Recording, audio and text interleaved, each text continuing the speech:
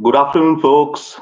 East Coast time. Good morning, folks. West Coast time. And good evening, good nightish, folks. India time, because we do have an audience, and audience is in India also.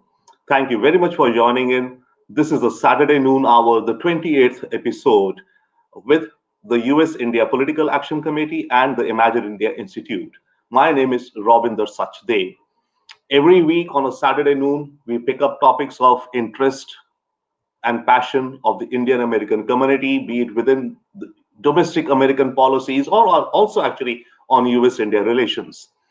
This weekend, we have a very interesting topic. In fact, I think several of us may have heard President Biden's comments yesterday when he was interacting with the scientists at NASA, saying that it seems that people of Indian descent are taking over the country, which he said half in jest and levity. But anyway, that was an interesting point that he made.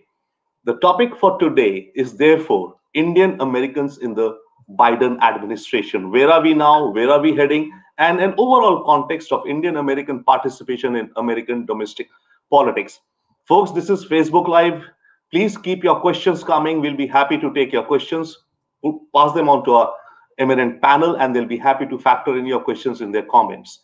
We have a brilliant panel today of practitioners, leaders actually, and practitioners from both sides of the aisle, Republican and Democrat sides. May I invite our panel onto the stage, please? Thank you so much for joining. We are waiting for two more panelists to be joining in a couple of minutes now.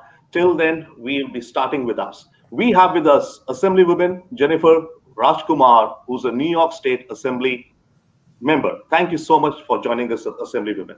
Democrat, of course. We have with us Mr. Sam Shim, who is the caucus chair of the RP caucus with the Ohio Democratic Party. Thank you so much, Sam, for joining us. A pleasure to have you, sir. A pleasure to have both of our panelists with us today as we begin the first round. The first round, rather the format of this discussion is we are going in rounds, 1 round, 2 round, 3, 4 rounds, and then a wrap-up round. The opening round is always the opening thoughts of our distinguished panel on the topic of the day. So let me begin with Assemblywoman Rajkumar. Your perspective on the topic of the day today, which is talking about Indian Americans in the Biden administration. And may I also welcome Adi Sathi, a Republican strategist and policy professional. Thank you so much, Adi, for joining us, sir. Assemblywoman Jennifer, yours, please. Your opening thoughts on the topic of the day. Share with us, why do you think that there's been so many, it seems that a lot more people are of Indian American origin are joining participatory politics. Why is that happening? Or any highlight that you may wish to share? Yours, please. And of course, welcome Senator Antani. Thank you so much for joining us from Ohio State Senate. Thank you so much. This is the opening round. Opening thoughts from each panelist, beginning with Assemblywoman Jennifer, please. Thank you, Mr. Sachdev, and good morning, good night to all Indian Americans and Indians all around the world. And I'm so honored to be part of this illustrious panel with good friends, including my old friend, Senator Antani. Many congratulations on his tremendous victory. So yes, as our president said, Joe Biden, Indian Americans are taking over the country. And he said it with his trademark humor, but it definitely gets at the truth.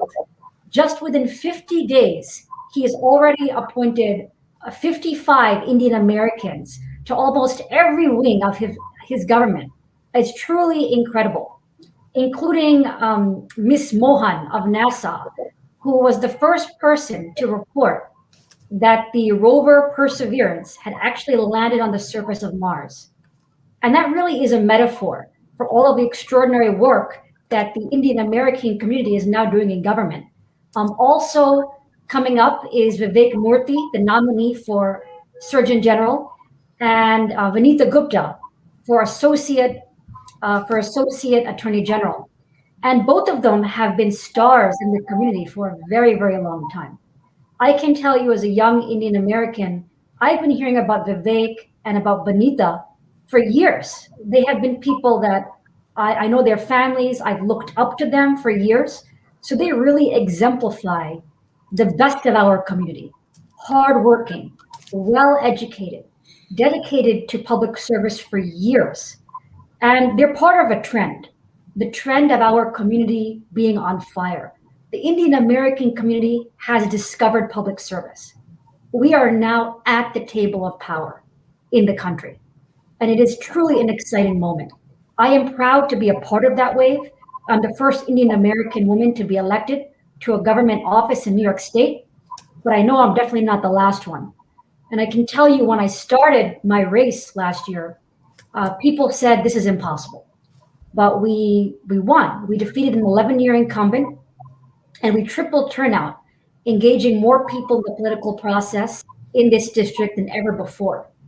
And my victory is part of a larger trend all across this country, where you see Indian Americans coming to public service in an extraordinary way, including, of course, our Vice President, Kamala Harris, Kamala Devi Harris, who is the first Indian American to be elected to a national office.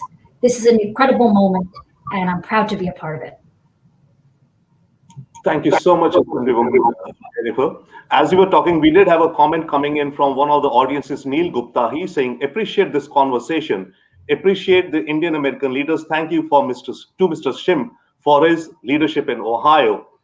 He has another comment. So proud of all of you for uplifting the leadership and heart of our Indian American community. Thank you so much, Mr. Neil Gupta. The interaction and your comments is what kind of adds more punch and more liveliness to the discussion that we're having. Now, before I move on to Senator Neeraj Antani, and do know that Assemblywoman Jennifer, you have to kind of run off for another schedule right away. May I take a quick follow-up question with you, which would have otherwise been the last question in this whole conversation? Sure, we have plenty of success. We are seeing a lot more participation. I wanted to ask you quickly, any lessons learned, you think, from the increasing number of folks, both on the Republican side, Democrat side, Indian Americans who are participating? Any lessons learned? Especially, I would like to ask you, do you see any challenges or hurdles or any caution or red flags for increased participation in public service? The challenge is simply that we're new at this. So when you're new at this, you have to work hard. To get elected, I had to hustle. I worked very, very hard. There was nobody who had come ahead who could guide me. So we had to figure it out on our own. But I will say, I also see something tremendous, an advantage that Indian Americans have, a strength. And that is we are so cross-cutting. We're able to unify people across ethnicities, across all income levels. That is a strength of the Indian American community. In my own race, we were able to build a coalition across the Latino community, across South Asians, whether they were from Bangladesh or from the Indo-Caribbean community, from India. We unified everybody. And we also unified people across ideology, across the political spectrum, left and right. And I think we were able to do this, but also you see Indian Americans doing it all across the country. We are incredible coalition builders. And I think that's what our politics needs right now. We need unity. We need people who can bring others together. And we are uniquely positioned to do that. Thank you so much, Assemblywoman. Thank you so much for your comments. Yes, absolutely. Both the points you highlighted, that we are new to it. It's like pioneering, you're first off there. So it's like new territory, which we are traversing. And secondly, the point that you highlighted, unity or being able to communicate or have empathy or cross-connect with multiple cultures. Thank you so much for your time. And we do look forward if you're able to come back and join us towards the end. Thank you so much, Jennifer, please. We have another comment coming from Neil Gupta. He's saying, my hope is to bring all the Indian American leaders together to connect, inspire, and support one another. We need to be united. Thank you so much, sir. Thank you for your comments. Now, may I come to Mr. Senator Neeraj Antani from Ohio State. Sir, your opening thoughts on the topic of the day, the Indian American community and Indian Americans in the US administration. That's the opening round, your first thoughts, and then we'll dig into deeper questions like I asked with Jennifer. That would be towards the end, like what are the challenges we are seeing, etc. But first off, what is your overall take on the Indian American community's participation in the 2020 cycle? Well, thank you, and thank you to US Impact for having me. I'm sorry I was a few minutes late running from another appointment, but truly grateful for everything US Impact does. And, honored to be here as the first Indian American state senator in Ohio history, and also the youngest Indian American elected official in the country. But look, I'm glad that, President Biden is continuing the legacy of Democrat and Republican presidents of continuing to appoint more and more Indian Americans to posts within the federal government. We know that, under the last Republican administration that just took place, we had a variety of Indian Americans. Ajit Pai, who was chair of the Federal Communications Commission; Neil Chatterjee, the chair of the Federal Energy Regulatory Commission; Seema Verma, director of Center for Medicaid and Medicare; Nikki Haley, obviously ambassador to the UN; Naomi Rao, in the regulatory office. And so, I can go, on and on about all of the Indian Americans that served in this past Republican administration, but also that served under George W. Bush and George H.W. Bush, and on and on. And so, I'm glad that President Biden is continuing the legacy of other Republican and Democrat presidents of doing this. And I think, some of this is just a marker of time. We know that, as the youngest Indian American elected official in the country, I know that, as time marches on, more Indian Americans, are going to seek public service. And that, I think, is being shown in the number of Indian Americans now being appointed. Thank you so much for your thoughts and your comments. Absolutely, yes. In fact, this is going to be the question in the second round, which I'm going to come to, which you kind of already touched upon, sir. So we'll come to that. Thank you so much for your opening thoughts. May I now come to Mr. Sam Shim, the caucus chair for the API Democratic Caucus in the state of Ohio. Sir, your opening thoughts, please, on the topic of the day. Yes. Thank you again, U.S. Impact, for having me here today. I think both Jennifer and Senator Antani have done a great job. I don't want to reiterate their, some of the points they made. I think what's very exciting is, regardless of political affiliation, we've seen so many more Indian Americans getting involved in the political process. Obviously there was a lot of excitement with Kamala Harris being the vice presidential candidate, and before then when she was running for president. But even with the Trump administration, we saw a lot of Indian Americans in key positions. I think what it really shows to the country is that in the Indian American community is not a monolithic community. We have people from all across the political spectrum, and while we may differ somewhat on our positions and our where we stand on certain issues, our values are all the same. They match up with a lot of the values of all the different immigrant communities, and the Indian American community especially is able to build strong coalitions, and they can connect with voters who are both on the conservative side and on the progressive side. And I think it really represents the strength of the Indian American community. Here in Ohio, we're viewed as a purple state, and we have Senator Antani, which is wonderful. I mean, to have a young Indian American who has risen up to such a position of power. In fact, I remember meeting him back when he was in college, and it does not seem that long ago. It's great that we can all work together, even if we have different stances on positions, because we're trying to increase the diversity in politics. And I think the other point I want to make, Jennifer did a great job of going through some of the appointees from the Biden administration, but let's not forget Biden's pick for Surgeon General is Vivek Murthy, who was also the Surgeon General under Obama. He's a great, wonderful person. I've had the opportunity to spend time with him, and it's wonderful to see Indian Americans appointed to key positions in government, because I think diversity is our strength. And I think that's something we all believe, regardless of whether we are Democrat or Republican. Thank you so much, Sam. And absolutely, as you said, Jennifer and Neeraj, they're pioneering and path breaking in their own states, the first, the youngest. And so, of course, hearty congratulations and, much happiness in that we all carry, I think, within the wider Indian American community. And the other point that you mentioned, absolutely, whichever side of the aisle, we have to have diversity, be progressive or conservative. Because if we all think the same, then we are clones. We don't have any creativity. We have to have differences in order to spark creativity. Thank you so much, Sam, sir, for your thoughts.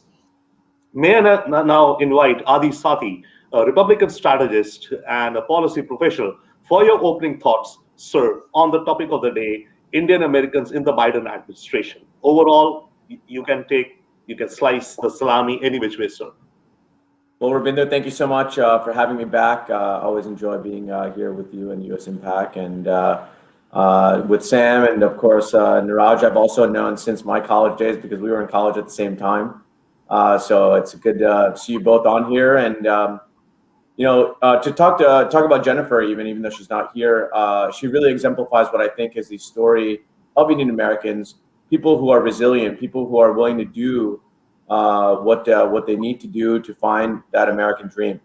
And she herself has been involved with politics, from what I understand, for the last 6 to 8 years. She had run for office on different occasions, but finally she came to that point where she never gave up, and she ended up in the assembly.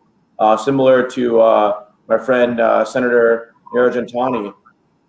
He started out in college and ended up ultimately in the state Senate at the age of 29. I mean, these are impressive feats that you are starting to hear about. You're starting to see consistently throughout the Indian American community. When you talk about people in Washington, when we look on Capitol Hill, even, which has not been discussed so much, every year I'm seeing more and more people who are of Asian Pacific American origin, particularly Indian Americans, in both Democrat and Republican offices. And when I was on the Hill working for Senator Orrin Hatch, it was just not as common. So it's I'm very happy to see that. And then, when I was working at the Republican National Committee as the National Director of Asian Pacific American Engagement, it was during the Trump administration's timeline and the presidency, especially in the first few years. And there were a lot of people that were getting great appointments. We were seeing a lot of visible people within the Indian American community. And then particularly, you saw folks from that era that supported President Trump when he was down in Houston with the Prime Minister of India, Narendra Modi, and then also when he went to Ahmedabad, India, back in 2020. And now there is a lot of momentum, as well as a lot of question about what the U.S.-India relationship is going to be like. And that question is still to be fully answered by the Biden administration. Of course, we're only here in March after the inauguration in January, but many people in the Indian American community are hoping to see a continued growth in that relationship, continued support for the efforts and initiatives of U.S.-India relations. And I think that U.S. Impact is hopefully going to be at the forefront of that conversation. So with all these new appointees, some that have made it through, some that have unfortunately not made it through, I think it's going to be an exciting conversation today. Thank you so much, Adi. And absolutely, you highlighted quite a few points in terms of both within the domestic context and also in the context of US-India relations, which also happens to be an area of interest to a large number of Indian Americans. Of course, maybe not everyone, but a large number of Indian Americans are the kind of tracking the trajectory of US-India relations, which is going pretty good, actually, of course. But yeah, there are nuances with any administration or change of administration. Thank you so much, sir, for your thoughts. Folks, whosoever is watching it on the US-India Political Action Committee Facebook page, Imagine India Facebook page, please keep your questions coming, your comments coming. That helps us to engage our distinguished panel more, and you can pick their brains and get their views, learn from, or ask them to share their experiences. Oh, okay, fine. Here we have a question coming in. Thank you. Neil Gupta says, question, how is US Impact planning to leverage the latest Indian American appointees to bring the community together? What can be done while there is enthusiasm and a prominent number of leaders? Thank you so much, Neil. Sir, I would actually put this question to our panel, because in this panel discussion, we invite views from our panelists rather than what US Impact or Imagine India is doing. In these discussions, we act more as a platform to bring together the views. But I think your question absolutely applies, and I'll request our panelists to keep this in mind when we move into the second round, beginning with Senator Antani. The question is that how can we leverage, not US Impact, let's say broadly, how can the latest Indian American appointees be leveraged, the number, to bring the community together? Great point. We'll come to that, sir. Now, may I invite Senator Antani for the second round, a question, and of course you can all factor in what Neil was asking. My question is that two things. Why are we seeing, it seems, increasing levels of Indian American participation, or let's say Asian American Pacific Islander also, of course, participation in American politics or public service? Why are we seeing? I mean, there seems to be quite an increase actually, both in elected as well as in policy positions, as you can well see, on Capitol Hill and the legislative aids and stuff like that. Why are we seeing that? That's one. And second, my question to you, Senator Antani, would be that how can this momentum be grown? How can this momentum be grown or given some more impetus? Yours, please, sir.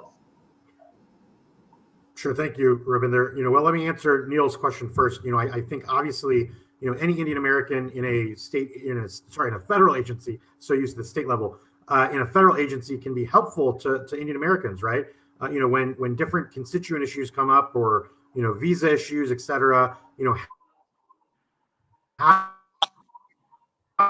having of our community is incredibly important, and that's how we can sort of connect and use those in the federal government to be helpful to our community. To answer your question, Robinder, look, I'm a believer that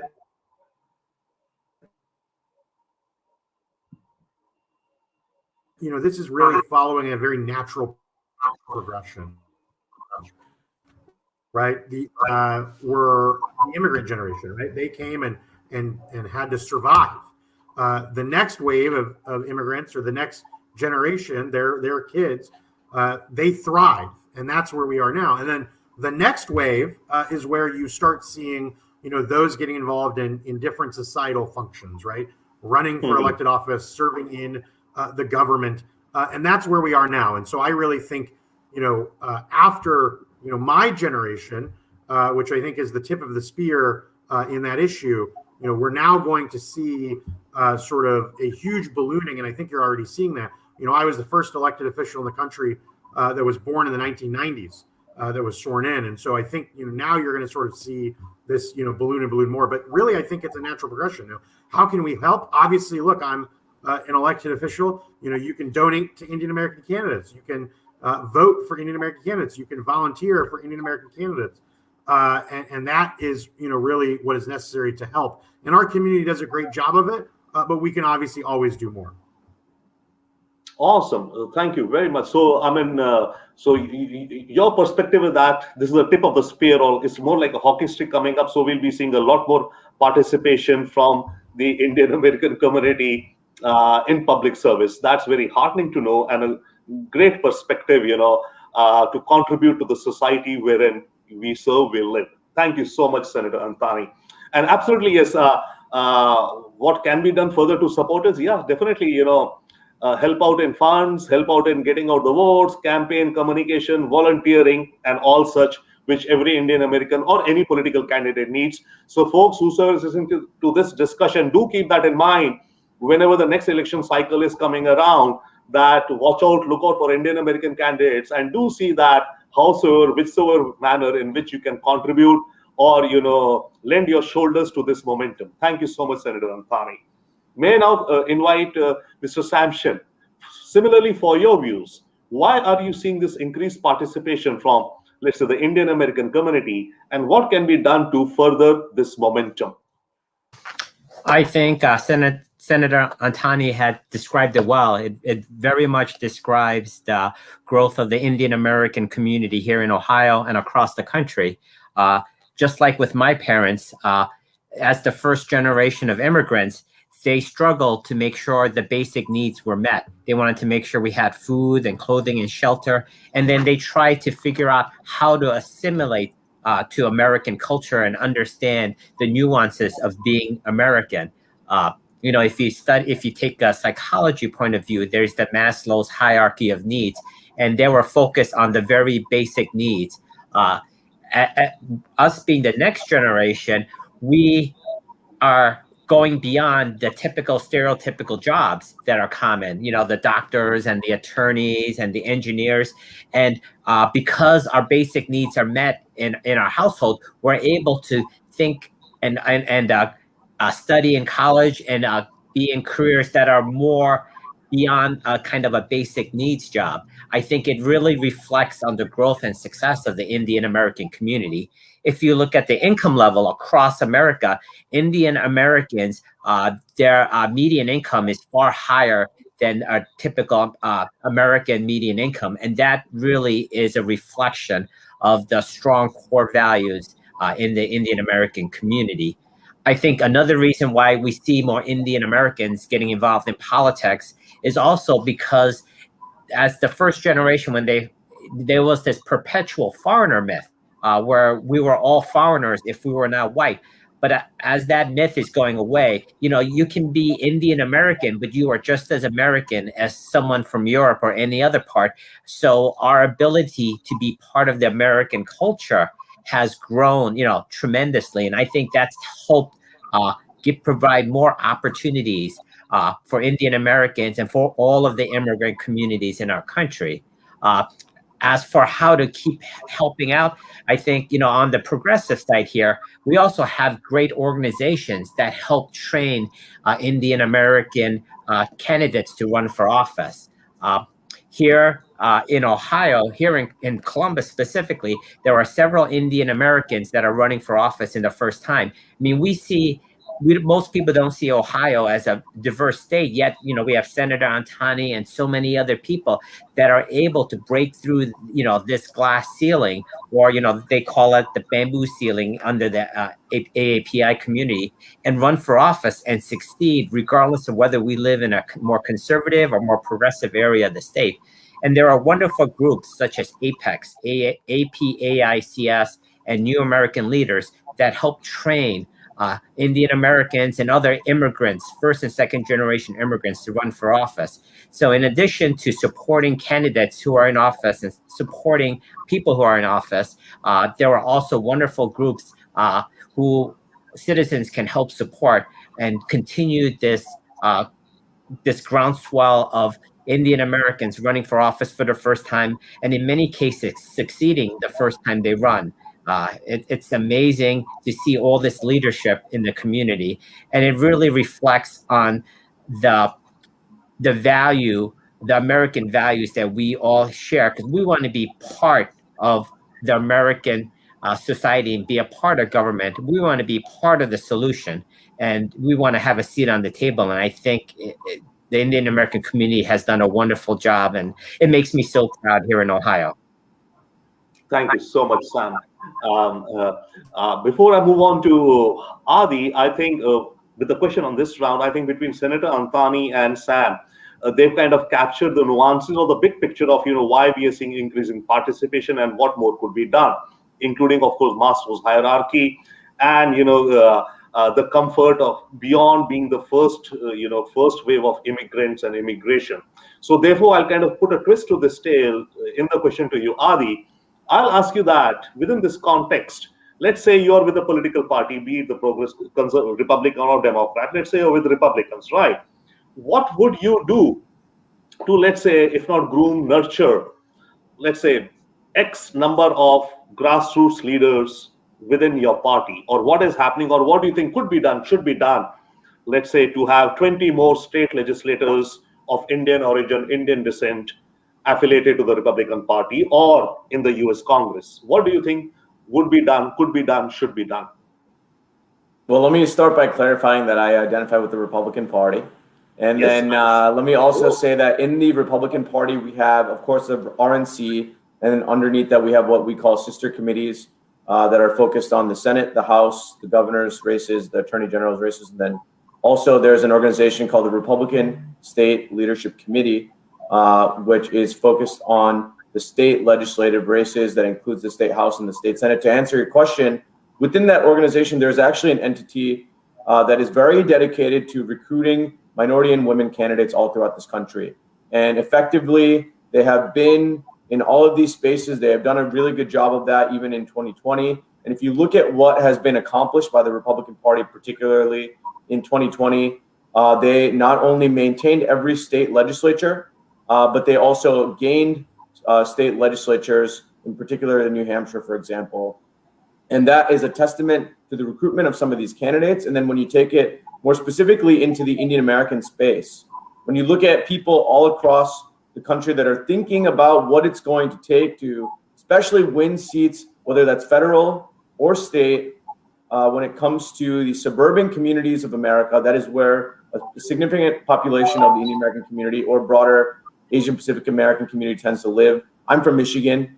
So in Metro Detroit, you actually have 3 state legislators now of Indian origin. All 3 are Democrats, and they all live in or around Metro Detroit. I think there's a reason for that. And that I think is indicative of the population, but also the way that both parties are looking at folks that can not only raise money, that can also speak well about their party's platform and the issues that matter to them, but also are able to bring a unique constituency of voters to the table. And when we think about Indian American voters, yes, they are new to the system to an extent. Many of them are first-time voters, especially in 2020 or 2016. Maybe they're more focused on presidential elections. But if you actually put a person that looks like them with a name that they recognize that is from their own community, they're more likely to vote regardless of what the party affiliation might be. And that probably applies to many immigrant communities, but I think when it comes to particularly the Indian American community, they're very loyal to their community, and we're seeing more candidates emerge because of this. You're also seeing a large component of people who are thinking about public service from a younger age. Their parents are not just telling them, look, you have to be a doctor or an engineer. They're saying, look, you can do more than that. You can join the military.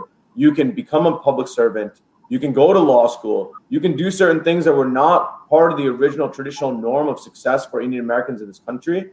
And that is also, I think, what's bringing more people into the fold, both in the Democrat and Republican parties. And that ultimately leads to people thinking about it from a younger age, which means, well, what can I do to present myself either as a good behind-the-scenes operator? What kind of campaigns can I work on to get my name out there? Or how can I position myself to be a good candidate for public office? And all of these thoughts are now more so on the forefront. When I worked on Capitol Hill, I worked for a senator named Senator Orrin Hatch, I mentioned. He's now retired, longest serving senator in the history of America on the Republican side. And he served for 42 years. He came from Utah, where there's a very large population of Mormon people of Mormon faith. And when you think about that population particularly, I noticed that they had about 2.5% of the population in America, percentage-wise. But at that time, they had 5 or 6 senators in the United States Senate. That's 5 or 6% of the American vote. And they were able to figure out how to do that by being smart, by being tactful. I think the Jewish American community gets a lot of similar credit. And now when you look at the congressional delegation, you're seeing a significant number of Indian Americans that are currently in Congress. I think that number is going to continue to grow. You saw many candidates that were very close that may not have won this cycle, but they might run again. And I hope that people like State Senator Niraj Antani will also consider continuing to serve in a public capacity, and maybe will also be one of these members of the federal delegation of Congress. So I think that we'll see more and more people moving forward. Mm-hmm. Sure. Awesome. Thank you so much, Adi. In fact, there's a comment coming in from Neil Gupta. Neil seems to be following the conversation very diligently. Thank you, sir, for following and being with us. He says, I wholeheartedly agree with the words from Adi. Thank you so much, Neil, for your thoughts and comments. Now, while you were talking, Adi, I was reminded Senator Orrin Hatch was one of the first senators we met way back in 2002 when we started the US India Political Action Committee. We used to do a series known as Breakfast on the Hill. So I think every week, or if we could manage maybe every fortnight, we would do a breakfast meeting with senators. I remember even Chuck Grassley and all. But Orrin Hatch was one of the first ones we had met. So yeah, that brings up some memories, of old times. Thank you so much. Now, may I come to Neeraj Antani? And before coming to Senator Antani, there was another question which we got from email. Folks, whosoever is watching, please do keep your questions or comments coming. We got some questions. This is live right now, but we got some questions on email also once folks knew that, for this session today. So Dr. Ajay Kothari from Astrox Space Company mentions that Trump did not put any Indian American in a senior position in NASA, despite many of us trying very hard. Shouldn't Biden administration put some folks of Indian American origin in senior positions at NASA? Dr. Kothari, I think this is already, some of it, like if you follow last week's, the Perseverance and Mars mission and all, it seems Indian Americans are there a lot, of course, already in NASA. But thank you so much for your comment and your question. Now, may I come to Senator Antani? one I would see. Let's take some. It always helps, people relate, and we all relate and absorb more from personal stories. So the question we have in this round is that what is the, if not let's say the usual path, but what are the paths to leadership for people of Indian descent? Okay. And let's say, as a case study with you. So, I mean, you can look at it from two perspectives. One, in your own analysis, what have you seen as the path? Hi, welcome, Senate Assemblywoman Jennifer. Thank you for joining us back. Okay. Uh, so, Senator Antani, so what do you see are the usual, if not usual, but the paths normally what people take to rise, go from grassroots to elected positions? And secondly, if you can share with us your own path also quickly to highlight. Thank you, please. Well, thank you, and let me thank my friend Dr. Ajit Kothari for that question. It is a good question. I know Dr. Swati Mohan obviously made national news in the past few weeks, and I know she's been there throughout a variety of administrations. But certainly we should seek to have senior Indian Americans in every state agency. But look, I think that the path for elected office or appointed office is quite simple. It's a lot of hard work and dedication to the cause. Now, I think there's two paths for sort of appointed office, right? You can, go into your professional field and then eventually, switch over to, government service, right? You can make a professional, life and then switch to government service, or you can go straight into, government service and spend your time rising through the ranks. For elected office, I'll be very frank. And the problem, many Indian Americans have is they run straight for the U.S. Senate, or they try to run straight for governor, or straight for the U.S. Congress. And frankly, it doesn't work out well for our community. Number one, they often lose. We know that there's only 4 now Indian Americans in Congress. But Raja Krishnamurthy, who's a dear friend of mine, he ran for many offices before and lost. Ro Khanna ran for his seat multiple times and lost, and so it took him a while to get there. Pramila Jayapal was in the state legislature, and 49% of Congress were state legislators. They were delegates, they were assembly members, they were state senators, and so 1 in 2 members of Congress were in the state legislature. And then when you count, county executives, county commissioners, mayors, other public officials, you're talking 70, 75, 80% of Congress were in, local or state government offices. And so, our community, frankly, needs to stop running for the Senate, straight off the bat, or governor or Congress straight off the bat, because frankly, it's a little embarrassing because they lose, and they lose badly. And that looks badly upon, our community. And so, that's number one is run for, local or state office first, and then use that as a way to run for, higher office. Other than that, it's, very much hard work and dedication and working hard every day. Jennifer, right? My friend Jennifer here ran and lost prior, but kept at it and then unseated an incumbent. And that, is, I think, a testament to, work ethic, which our community, has plenty of. Thank you so much, Senator Antani. I think you raise or you highlight a very pertinent point, that it's the local politics and from local to graduate up. And if I'm not mistaken, in the last 2020 presidential, congressional, and local, probably there were around 200 folks of Indian origin running for various elected offices, various elected positions. So, which is a good number. I mean, we don't have a exact total there. If you have any of you have any estimate, I would love to know, but that itself was a good number. Thank you so much, Senator Antani. We have a comment coming in from Neil Gupta again. Thank you so much, Neil. He's saying that I'm a school district administrator. Mr. Shim is one of my board members. We see. So his point is, how can Indian Americans be representative on communities at the state and national level to leverage their voice and insights? Thank you so much, Mr. Gupta. I think that's exactly somewhat what Senator Antani was referring to, that, more representation on committees at the state and local levels, and then graduating or moving up to the national level. We also have a comment coming in from our good colleague, Santino R. Thomas, wherein he says a very impressive feat by Assemblywoman Rajkumar to unseat an entrenched incumbent in New York State, especially in New York City. Thank you so much, Santino, for informing us all and our viewers of this achievement of Assemblywoman Jennifer. Congratulations once again on that feat. Uh, Thank you so much. We also have a comment coming in from Rajiv Dhaparkar, who's saying Richa Gautam. Maybe he's referring or referencing someone other in the audience to be watching this show as such. Folks, kindly keep your comments and questions coming. We'll be more than happy to take. And our distinguished panel, as you can see, their experience, expertise, and their views would be really interesting for the present and the future also. That said, may I now move to Assemblywoman Rajkumar once again. In this round, the question that we're having, ma'am, is that what is the usual path in your perspective, what you see of various Indian origin candidates who've gone into electoral politics? What are the usual paths they've taken? If you can, have a summary, or I wouldn't say a cookie cutter, but some perspective on that. And secondly, what has been your specific path? Because you see, at times, individual stories, as Senator Antani was mentioning also, individual stories relate more to the audiences, and our intent in this discussion is, of course, also to inspire and ignite folks who are listening in, joining into this discussion.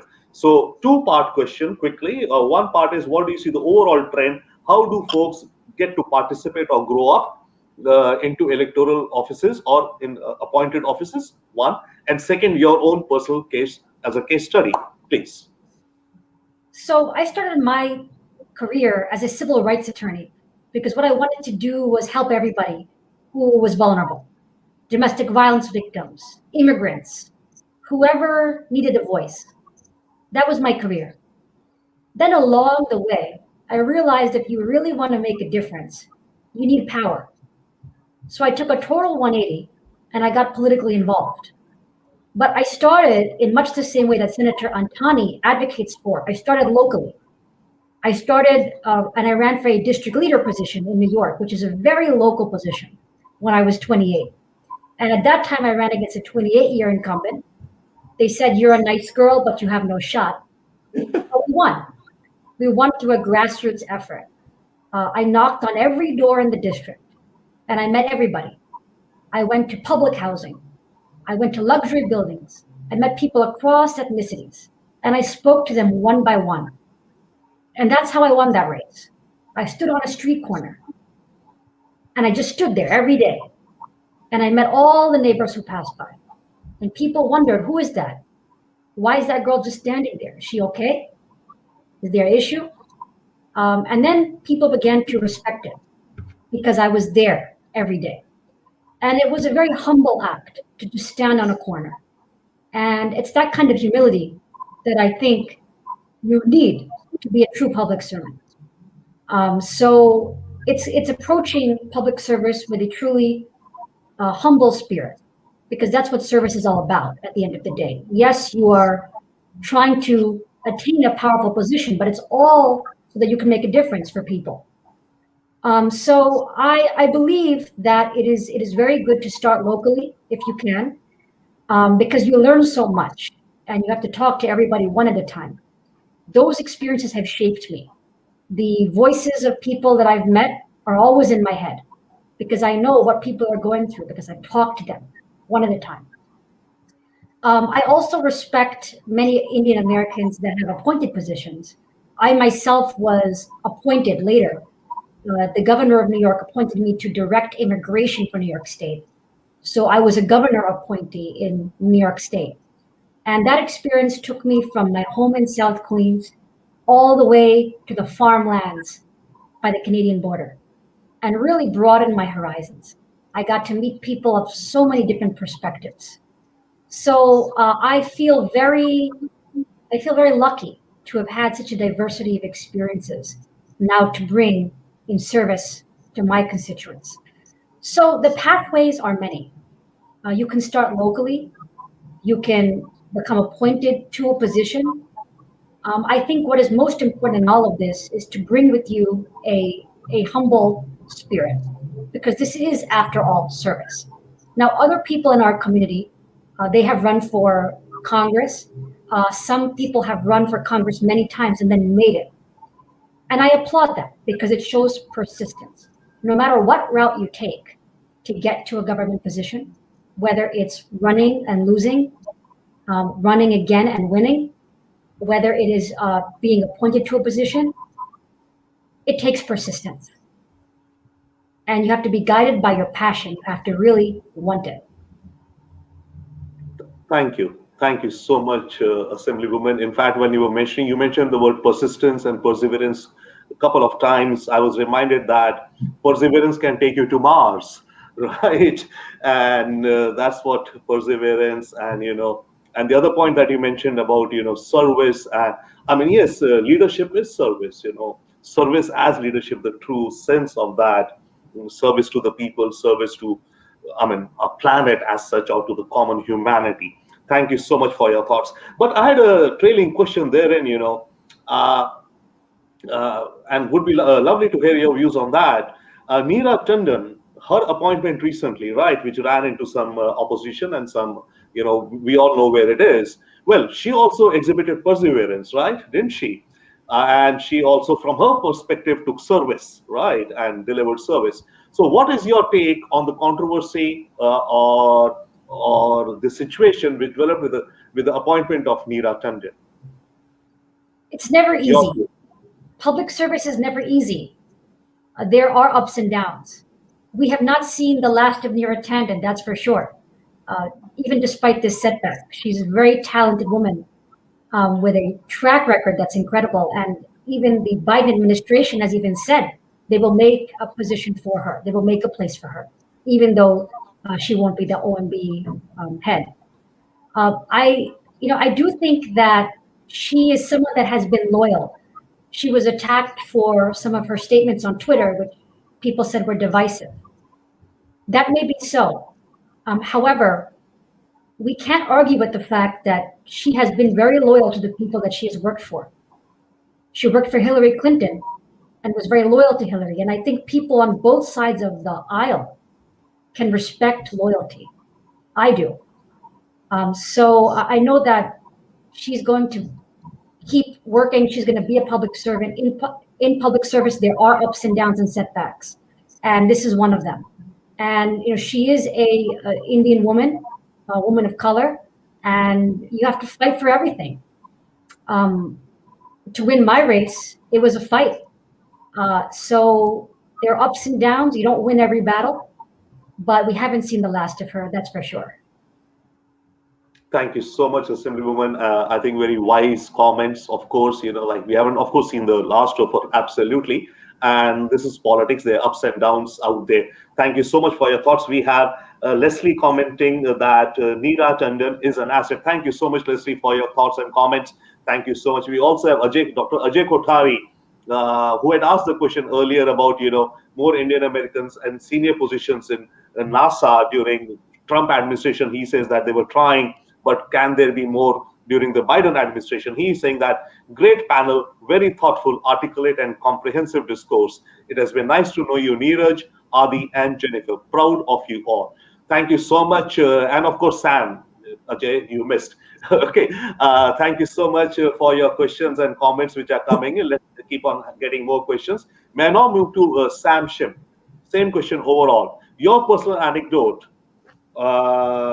as to how you reach this leadership position where you are, one.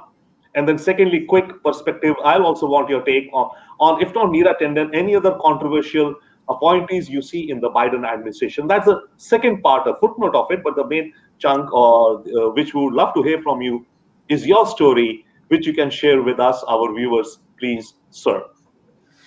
Great. Thank you again for the question. I think for me, how I got involved in politics is right before I ran for office, the year before. We have a system here in Ohio where school districts have to pass levies in order to continue their funding. It's a strange system that's hard to explain to people from other parts of the country. The way it works is we pass tax levies, and over time, as home values rise, they collect less and less. So we need to add additional tax levies every 3 to 5 or 6 years to offset inflation and to offset the decrease in how much we collect. So I got involved in a school levy campaign here in my district, and there was 3 of us that led the campaign. So it was very helpful, kind of understanding the dynamics of the community and also just meeting a broad cross spectrum of people. And I think that's what's so important for a lot of us who get into politics is we are just meeting with people across our communities. It's not just our immediate community, but it's people of different ethnicities, people of different genders. It's just people in different socioeconomic status. It helps broaden us, and it allows us to develop coalitions and then to work very collaboratively. I think regardless of whether someone is a Democrat or Republican, running for office is a very patriotic act. It shows a dedication to America, and it shows, you know, their willingness to provide service to our country. Because often we make a lot of personal sacrifices when we run for office. We chose a career path, you know, that can be a lot more stressful, and a career path that may not be as financially beneficial. So, you know, I give credit to anyone who runs for office. I think one of the reasons why we see more Indian Americans running for office is we see more Indian Americans stepping up to be community leaders. And I think that's so important. It allows your voice to be heard and your name to be recognized. And that's so important. We also have more training programs available to Indian Americans that run for office. As I mentioned before, there's APEX, which is apaics.org, and there's New American Leaders.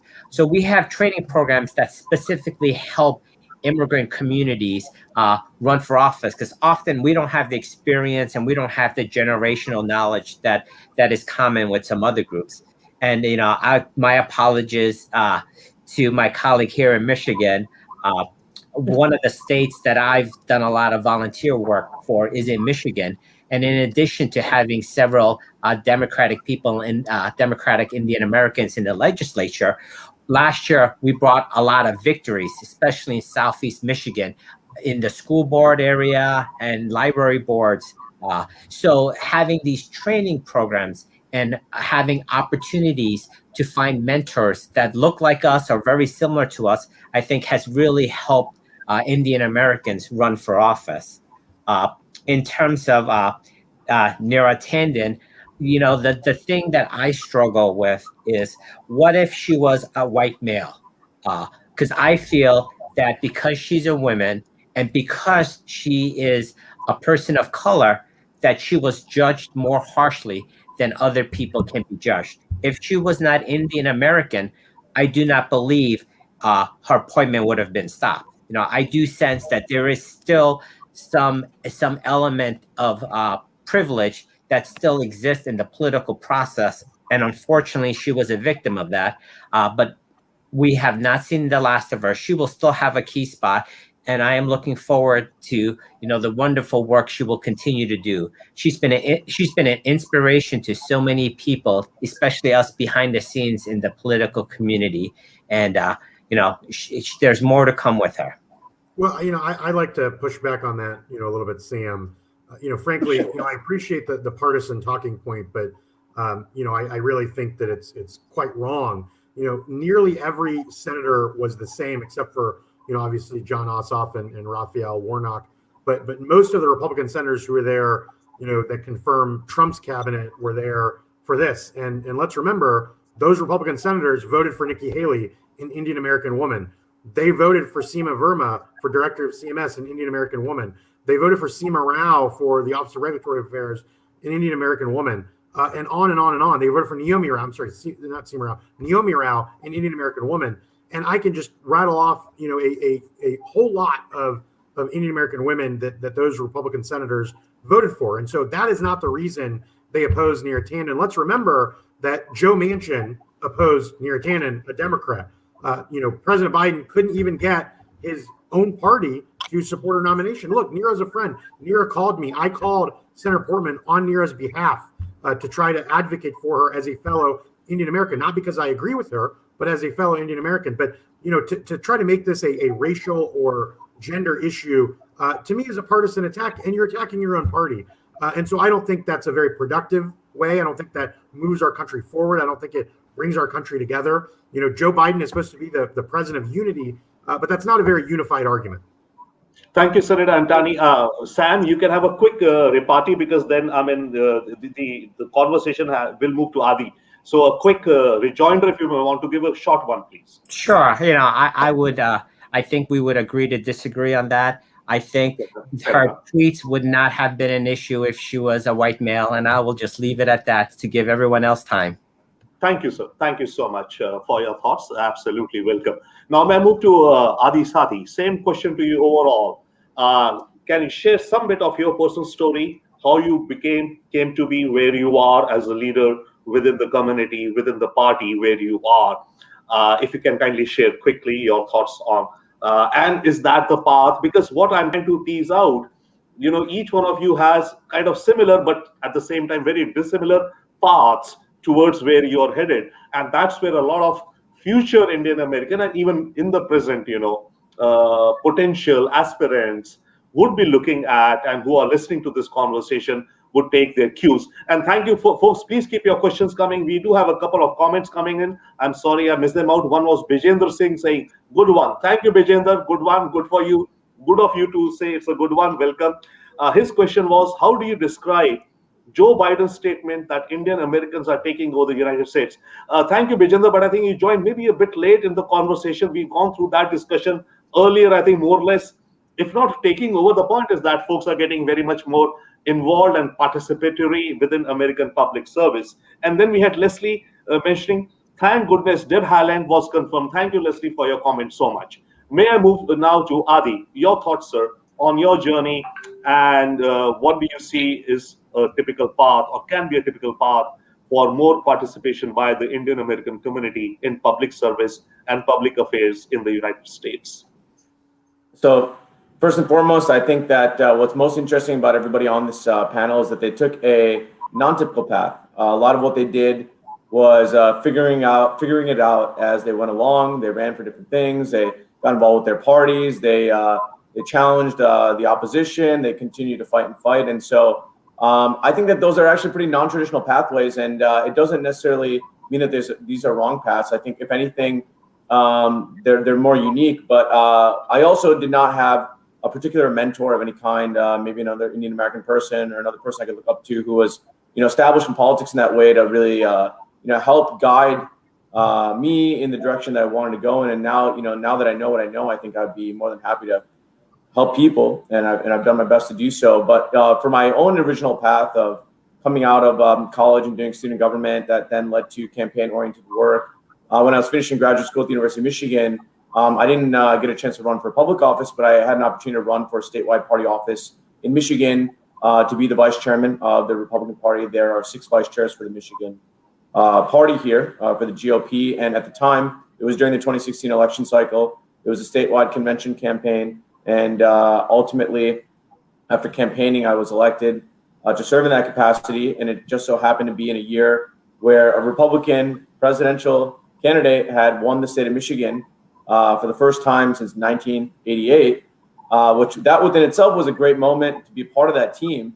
But ultimately, the president, Donald Trump, then selected Ronna McDaniel to be the RNC chairwoman. She was previously the Michigan chairwoman during that timeline when he first got elected. And so when she became the RNC chairwoman, as her vice chair in Michigan, I had the opportunity to join her there at the RNC, where I served as the National Director of Asian Pacific American Engagement for about 1.5 years, 2 years. And in between that, I had the chance to work for Senator Orrin Hatch. And it was actually through APAC, which is the organization that Sam mentioned earlier, the Asian Pacific American Institute for Congressional Studies, that essentially set up this fellowship opportunity. So I got to touch Capitol Hill, got to work at the National Party headquarters, and I got elected to statewide party office in Michigan. Those are probably the bigger highlights of my political career so far. But a lot of what I've been able to do is work on campaigns that included in Georgia most recently when I was down there during this special election, runoff election that happened after the November 3rd election. And,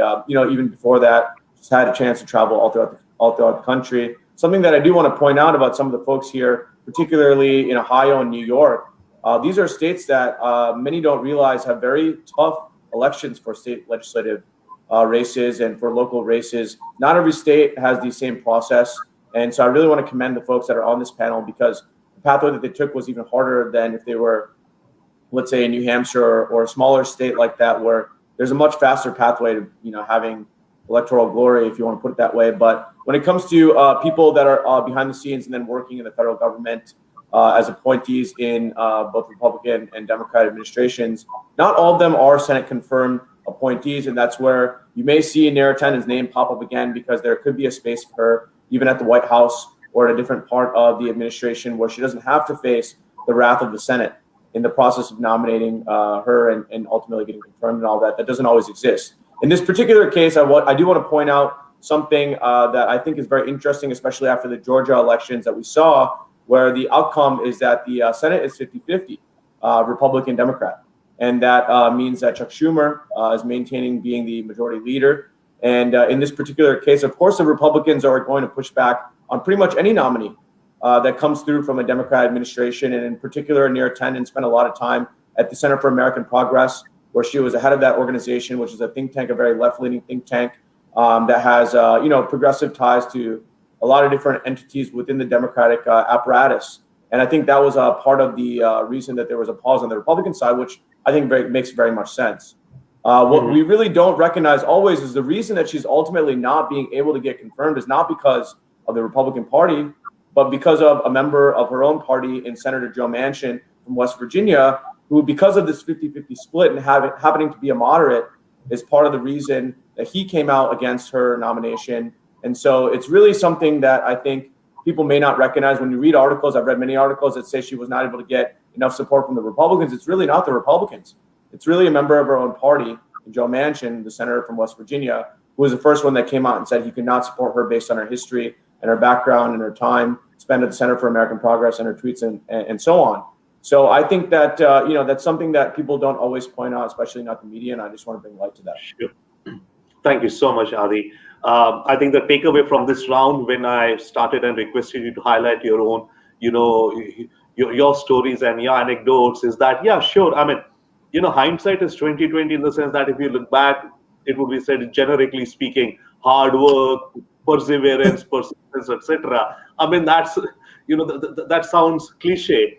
But what came out also, as you mentioned, that for each person, the path to hard work is different, the path to persevere is different. And what ignites you and what kind of, triggers your passion more and what really gets you going and to jump in and say that, yes, I want to participate.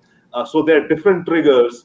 And I think for each person here on this panel and each person who's listening in the audiences or in the future, whoever would be, they'll have their own triggers. So essentially, sharing our stories helps us to kind of build that community or that sense of community that we are fellow journeyers. Our views and ideologies may be different, but we value diversity, and the more diversity, let 1,000 flowers bloom and let the best, come out forth. Thank you so much, folks. Now we move into the last round.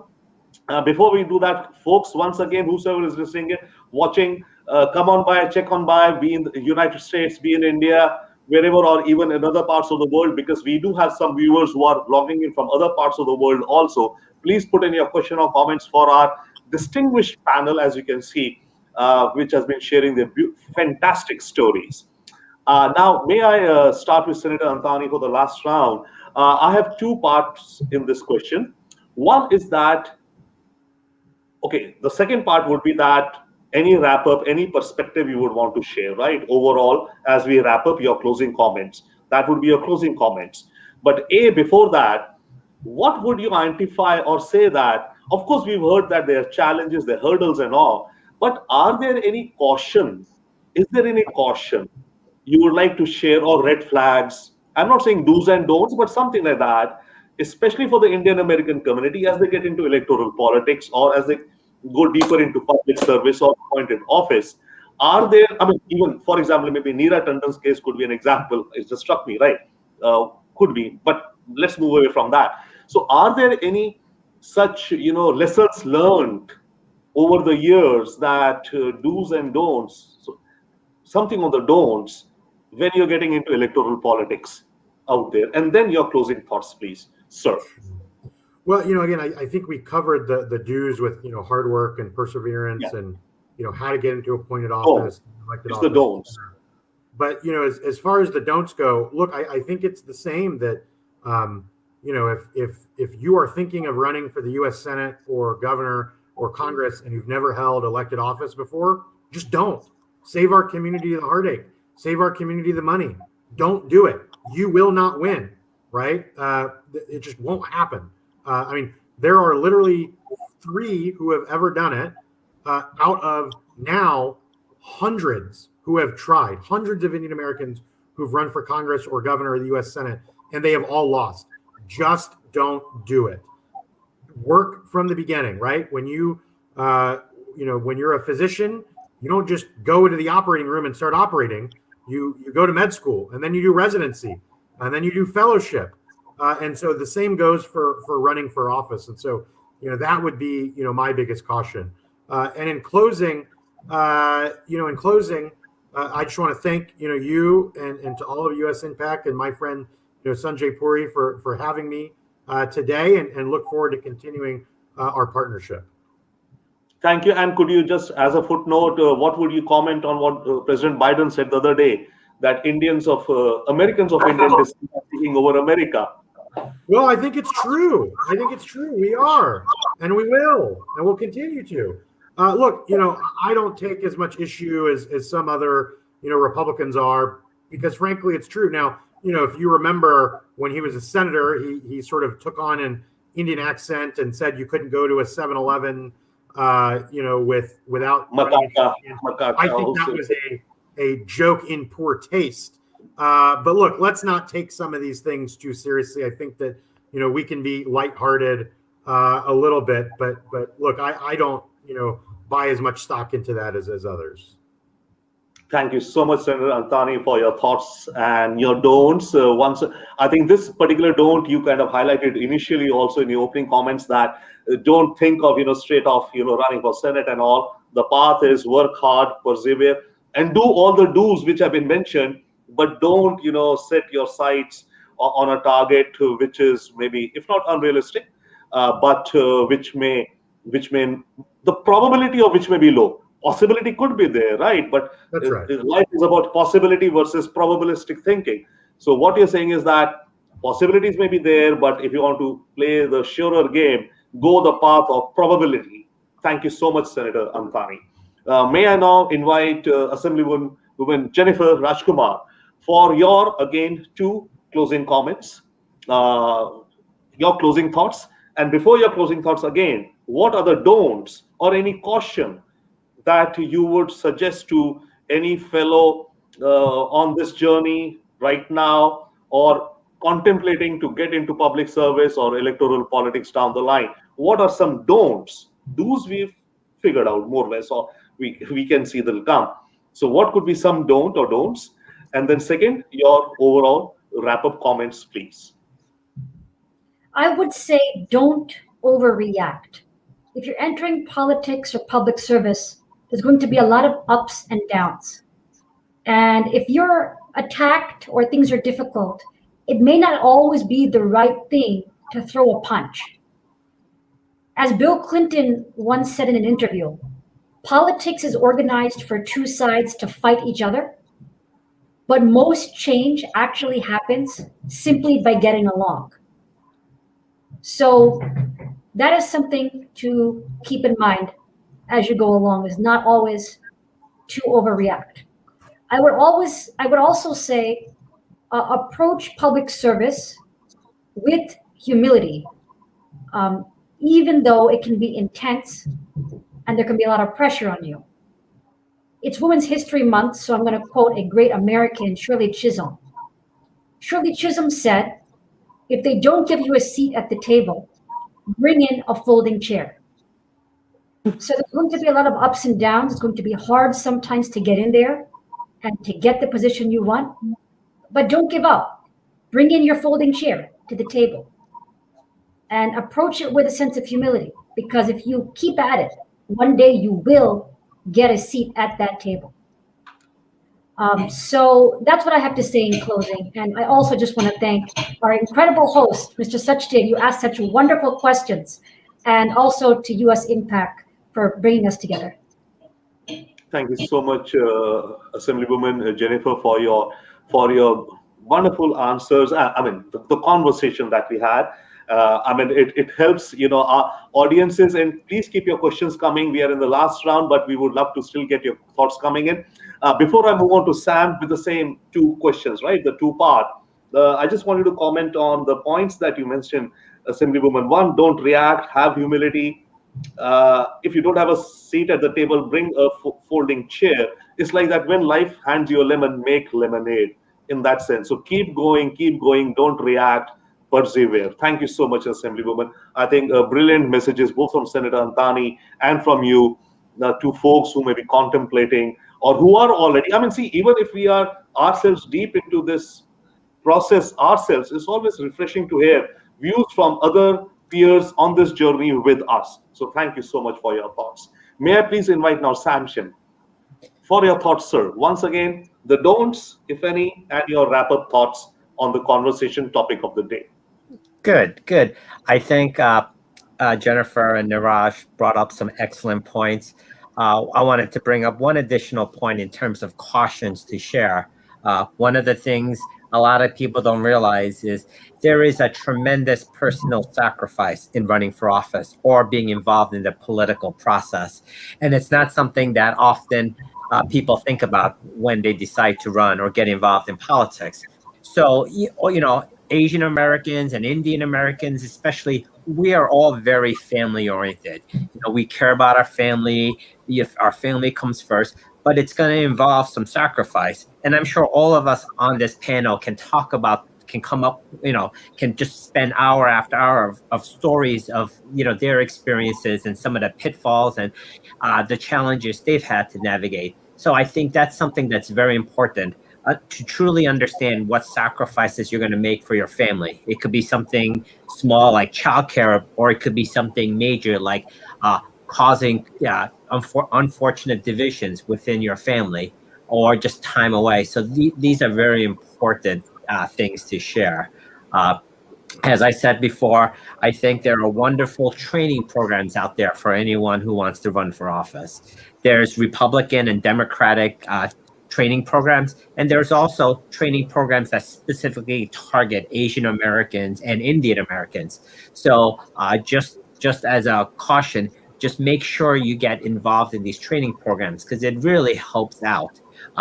There's great tools that help out to help better develop coalitions with others, to do power mapping. These trainings are wonderful, and it's very important because we want to see more diversity in the political process. In the United States, if you count all the Asian Americans, we represent 1% of all elected officials. And Asian Americans overall are far more than 1% of the electorate. So we are underrepresented on both sides of the political aisle, and we would like to change that. I think that's very important. But we see so many people stepping up across the country, not just at the federal and state level, but at the very local level. So we are beginning to see the tide turning. I think it's wonderful. I think what's also great is I believe all of us on this call, we're willing to mentor and spend time with any Indian American who wants to run for office. So, reach out to us and reach out to others, especially if you're new to the political process. And my final closing thought is I just want to say thank you to US Impact for hosting this panel today. This is wonderful. You've put together an excellent group of panelists who I respect. And this was a wonderful opportunity to talk to everyone here. So thank you. Thank you so much, sir. Thank you so much for your comments. And interesting to say, yeah, you highlighted very important that amongst the don'ts is that figure out that don't get into the game unless you can manage the sacrifice right? Or be it on your family front or a professional front, etc. Definitely, that's a wise counsel, absolutely. And the point that you highlighted also, you've been laying emphasis again and again, I can see, on the aspect of training and training programs and mentoring. Thank you so much for your offer and suggestion that you'll be happy. In fact, I think almost all on this panel would be. And US India Political Action Committee, absolutely also, we do try and engage and mentor or contribute in whichever way we can lend our shoulders or our thoughts or learnings with folks, be it who are already in the public space or who are wanting to get into public service and electoral politics. Absolutely. In fact, that's a good reminder that that should be a strong do for everyone, be it whatever side of the aisle. And I think that was a question I put to Adi also, that what could he do to kind of, generate another 50 or 100, elected legislators, be it at whichever level. But that's the kind of thought we got to go into. Thank you so much, sir, for your thoughts. May I now come to Adi for your concluding thoughts, sir? And once again, anything you would have to say on the don't side of it, any caution, any red flag for Asian Americans, Indian Americans who are getting into politics or who are already into politics? One, and second, your wrap-up comments. Before I get there, may I please take a comment from a viewer? Again, Ajay Kothari, Dr. Kothari is saying, Neeraj and others are right. Indian Americans have so far contributed far in excess of the recognition they have gotten. We don't want to take over, but do want to contribute the most. And good, don't by Neeraj ji. Thank you so much, Dr. Kothari. Pleasure always to hear from a feedback from our audiences and engage, and to see that we got them engaged. Adi, sir, the floor is yours. Well, thank you again for having me, of course. It's been a pleasure. I've been on a couple panels now, and I'm hoping to come back again another time. When it comes to the process of getting involved with politics and public service, the number one mistake that I find, even in an interpersonal capacity, first question that people ask you is, oh, well, you're doing that? Well, that's great. That's amazing. That sounds cool. How much money do you make? And that's the moment that you've already lost. If you think about politics and public service as a pathway to making money, then you're not in it for the right reasons, first of all. And then second of all, there is no purpose to you wanting to take that pathway. If you want to look at it from a different perspective, the world of politics and public service is more about prestige and having the power to make things happen and have the influence to make things happen in a positive way. And if you think anything different from that, then it may not be the right path for you. When it comes to people that are running for office, I think that we have some great folks on this panel that can speak much better to that, who have run for public office successfully, who have found the way to make that happen. That is absolutely one pathway to making sure that you have a voice and making sure that the Indian American community is well represented. Something that I do want to touch on, that is a do for even those that may want to run for office one day as well, is to think about the idea of being involved with either political party, finding your way to Capitol Hill, whether that's during college or even afterwards, through the fellowships that are available, many fellowships available. People may not even recognize them. These are things that we can probably all help you guide your way to, or maybe just go to Google. But also, there are many people, for example, like Neera Tanden, who we talked about today, or Seema Varma, or others who have never ran for public office, but have had very influential roles in decision making in our country, that have shaped the policy of our country. And there are ways to be able to do that if you don't find running for office to be appealing to you. And that does not mean that you can't find a way to also serve, whether it is in the federal government at the state level. I also had a unique opportunity to get appointed by Governor Rick Snyder to serve on a state commission in Michigan. There was a pathway for me to do that, and a fellowship that I did for a year at Michigan State University, which allowed me to find different resources that could help me guide my way to that particular appointment. I bring up Michigan State maybe amongst my Ohio State friends here on this panel, so we can find some common ground and something that we can dislike together as a University of Michigan grad. But really, it's about bringing people together in moments like this, whether that's different universities, different political parties, or even different identities within the Indian American community, which I find to be a big fault as well. You think about yourself sometimes as Gujarati or Punjabi or Tamilian or Telugu or something along those lines, when really we need to stay united as a front and also work with the broader Asian Pacific American coalition that we can create to continue to have that voice that we need to represent. So I'll leave you on that note. Thank you so much. Thank you so much, Adi. I just wanted to comment on your point, but we do have a comment coming in from one of our viewers. Vikram Singh Chauhan says, great panel, have been a regular on this Saturday panels hosted by the US India Political Action Committee and Image India. Thanks, Robinder Sachdev. Thank you so much, Vikram. Yes, you have been a regular often, and you are a part curator of this whole panel and the US India Political Action Committee. It's a pleasure, of course, to, it's the panel which makes the host, draw out things from the panel, because it's the thoughts which lead. And thank you so much, Vikram. And of course, thanks so much to the panel.